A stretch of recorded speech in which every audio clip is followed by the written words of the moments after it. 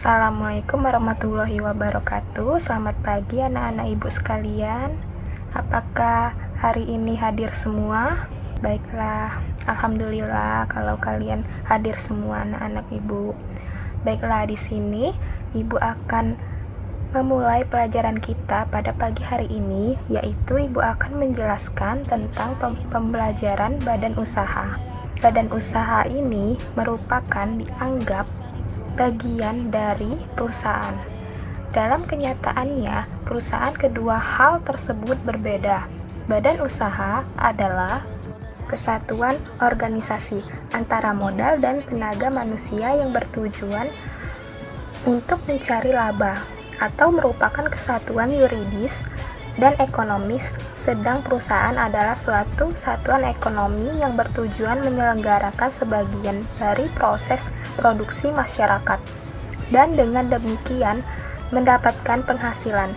Dari pengertian tersebut dapat dilihat bahwa badan usaha lebih menunjukkan pada organisasi, sedang perusahaan lebih pada tempat untuk menghasilkan barang atau jasa. Untuk dapat disebut badan usaha ada beberapa syarat yang harus dipenuhi, yaitu pertama, mempunyai tempat kedudukan tertentu, dan yang kedua, menjalankan usaha secara terang-terangan, yang ketiga, bertindak secara terus-menerus atau kontinu, yang keempat, bertujuan mendapatkan penghasilan atau laba, dan yang kelima, harus mempunyai izin usaha dari pemerintah, termasuk izin khusus untuk usaha yang beresiko tinggi.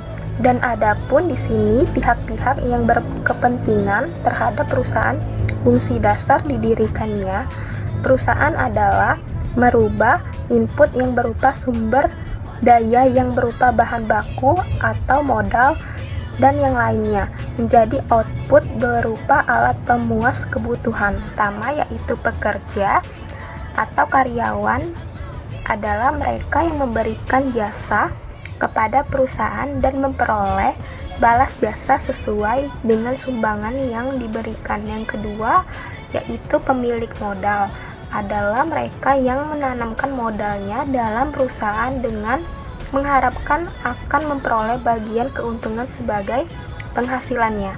Dan yang ketiga, yaitu masyarakat, adalah mereka yang menerima kehadiran perusahaan dan berharap akan memperoleh berbagai manfaat. Dan yang keempat, pemasok atau supplier, adalah mereka yang menyediakan bahan baku dan bahan pembantu dalam proses produksi dan mengharapkan adanya keseimbangan pesanan dan kepastian pembayaran.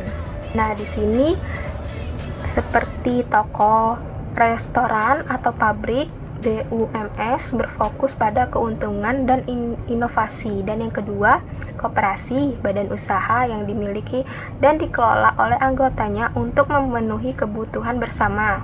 Badan usaha yang dimiliki dan dikelola oleh anggotanya untuk memenuhi kebutuhan bersama. Koperasi sering bergerak di sektor pertanian, konsumsi, atau simpanan pinjam dan berfokus pada kesejahteraan anggota. Dan itulah antara koperasi dan badan usaha. Jenis-jenis badan usaha yaitu dapat dikategorikan kepemilikan, ukuran, dan tujuan. Berikut adalah beberapa kategori utamanya. Yang pertama, badan usaha milik negara atau BUMN. Dan yang kedua, badan usaha milik swasta atau BUMS. Dan yang ketiga adalah koperasi. Nah, itu saja yang Ibu bisa jelaskan pada pagi hari ini. Wassalamualaikum warahmatullahi wabarakatuh.